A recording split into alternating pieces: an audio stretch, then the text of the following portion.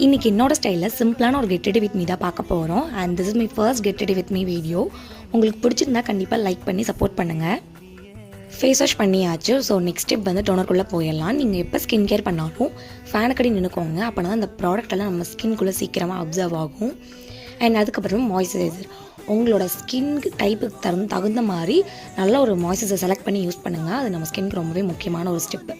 And லாஸ்ட்டாக வந்து sunscreen தான். நீங்கள் எங்கே போனாலும் சன்ஸ்க்ரீன் மஸ்ட்டு. ரொம்ப நேரமாக மூஞ்சியில் ஏதோ வேலை பண்ணிகிட்ருக்கா அப்படின்ட்டு எங்கள் பட்டுக்குட்டி வேறு அங்கேருந்து பார்த்துட்டு இருந்தா. அவள் பாருங்கள் எப்படி பாட்டுருக்கான்னு.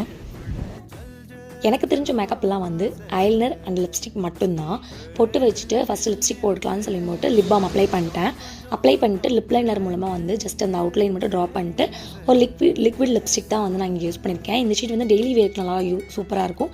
பட் நான் டெய்லி யூஸ் பண்ண மாட்டேங்க. வெளியே போனால் மட்டும் தான் லிப்ஸ்டிக் யூஸ் பண்ணுவேன். ஹேருக்கு வந்து சீரம் அப்ளை பண்ணிட்டு சிம்பிளாக கேட்ச் மட்டும் குத்தியாச்சு. அவ்வளோதான். நம்மளுக்கு வந்து இதோட